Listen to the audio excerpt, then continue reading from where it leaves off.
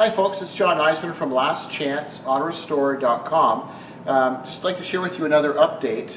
This is the 1958 Chevrolet Impala two-door hardtop. So in a previous video we were sharing with you how we were making progress on the floor pans, the supports, the internet or rocker panels. So now what I'd like to do is share with you a couple of things. We've got some dry fitting done on this side, which I'd like to share with you a little bit on the driver's side, and then we'll go over to the passenger side where we have the next step where we welded the panels in. So we're on the driver rear section, and in a previous video I mentioned where we're really lucky to find a company that reproduces these crucial panels.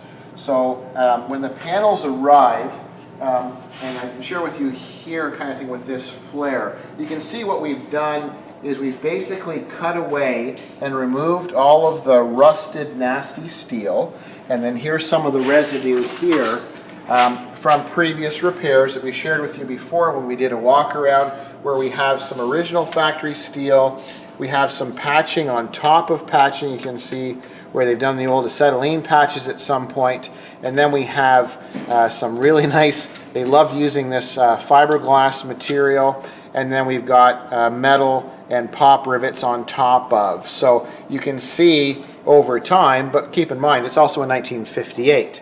So we don't want to leave, most people like to leave all of this cruddy stuff, if you will, and then try to work over top of it. But we don't want to trap this stuff in behind. So what we've done is we've marked it, we've measured, and we've cut.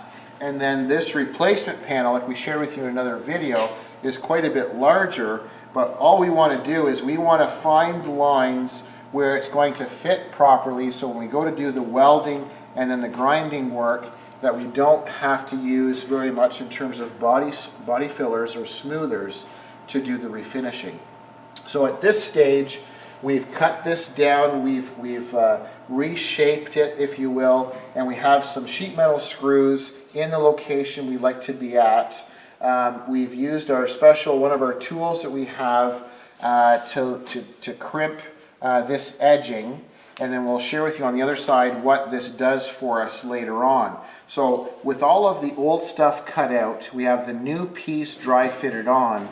The next step for this area is to use our MIG welder, and where you see some gaps along here, as we go to spot weld, we'll be tapping these with special body hammers to make sure it's flush to the body, and then we will weld this panel in properly. We'll remove these screws after, and we'll fill them all in and grind them smooth.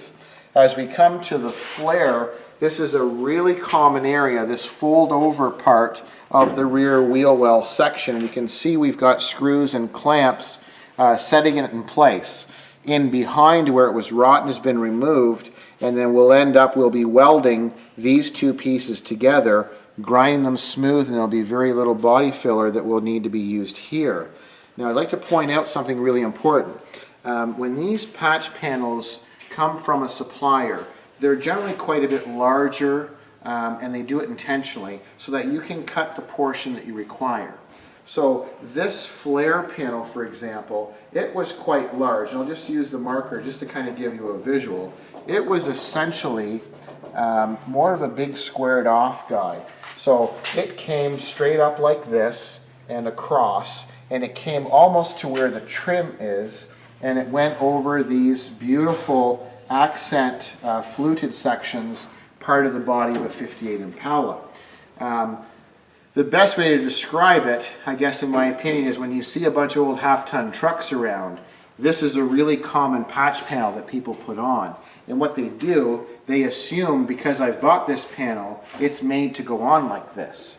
So you'll see a lot of half-ton trucks driving around where you see like Bondo or body filler and a lot of bubbling. You can almost see the outline of that patch they've put over top. That's the incorrect use of a patch panel. What you're supposed to do is do what we've done here, is we've trimmed, measured, and marked the area that we require the patch, and then we work it in such a way and in our planning so that after this is welded in and the welds are ground smooth, there's very little body filler that's required. Because to go through all this work of metal fabrication, doing a total rotisserie restoration, we don't want to be adding more bulk than we require and then having to use more body filler in larger areas to try and get this part of the body to match with the rest. So we're limiting the amount of smoother that we're going to require by shaping these panels correctly. And then we'll share with you on the other side, because on the passenger side we have these welded in and ground smooth. So you can see how nice this lower quarter panel is fitting.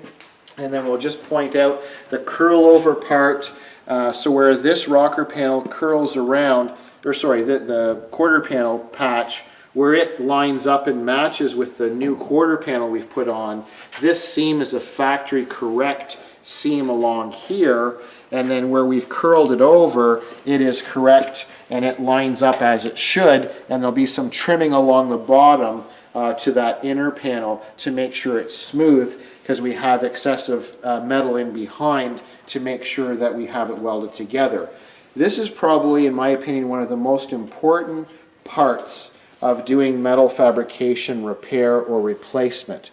You'll notice here, where the original panel was here, it had a lot of fiberglass and body filler. Well, we've cut that off and out. And then the patch that is now what you see here, this new piece, most people will leave that in there, and then they put this patch on top, and then it affects the gap between the quarter panel and the door, and then the same thing down here. We have the exact same height or gap between the rocker panel and the quarter panel. This is still where the door opening is, so the door skin is going to meet this, but also straight down. You'll notice it's also flush. So where we have this area, we've cut it away. We're going to weld this with our MIG welder, and that'll be welded solid, and then we'll grind it smooth, and this will be basically no transition, and where these punch outs that we've created, we'll weld those and ground them smooth, and then when the refinishing is done, it will look true and factory correct. So this is a really important, now this takes quite a bit of time to shape it and to measure and keep trimming to get things the way it should look, but this is the right way, in my opinion, to make sure that you have the steel panels in the right location. As we come down further on the driver's side, we still have some work to do here between the cowl and the door opening and the new rocker panel, but you'll see how nice all of this lines up, and you can see there's no raised portions. And on the inside, you can see, as we showed in a previous video, lots of progress in the flooring, and we've done some grinding and we have some more to do. You can see from underneath we still have some cross bracing that we need to weld in, and then we'll remove these and fill all of these holes. But you can see essentially this 58 Impala has virtually all new metal throughout the floor from front to back and underneath the seats. So now what we'll do is we'll go around our little maze of stuff, and we'll go to the passenger side of this 58 Impala, because now you see the next step without having to wait. So we've done this basically the same thing as the other side. Now if you noticed on this passenger side, we've only used the patch panel to this location, where on the driver's side we went from here and all the way over. And the reason for that, this side is solid. It's hard to believe this is 1958, and that's all original steel, and it's in excellent condition. On the driver's side, it was all rotted away and full of fiberglass and really terrible repairs. So on that side, we had to go and cut all of that out and do more new steel. On this side, we didn't require to go as far, but we still had to shape it. Now you'll notice we still have some work to do around here, because we're waiting for the other half of the trunk lid to come, because this is all going to kind of get connected from the inside of the trunk, the spare tire gully, and this outside piece. But we know we have it fitted in the right location, so we went ahead, and this is the next step from what we had just shared with you on the driver's side. You can see where we've done the welding, we've ground the weld smooth, and then here's a perfect example of what I mean by not having to put a whole lot of body filler in, because this is our original flare, and what we've done is we've welded this panel flush because we've cut the old rusted one out, and now this replaces what was in there, not on top. So this is a very, very important way we feel that this should be done, because now this is flush, and then once we work this, there's very, very little body smoother that will be required, and you're relying on basically the factory thickness metal to the original steel. And then as we come across, this flare was in really good shape. Most of the corrosion was here and here, but it was rotted all the way along. So now you can see, as I mentioned in the other, on the driver's side, I think the camera can pick this up. If you follow this arc line on the quarter panel as you come down, the camera I don't think can see it from there. I think we have to kind of go at it head on here, because you'll see where this lower quarter panel piece joins or meets this quarter panel, you can see there's no buildup. This is flush and it matches with the factory line. When you come around it, you can see on this edge that it's flush. And that's the secret when we're talking about taking the old metal out and putting new pieces on.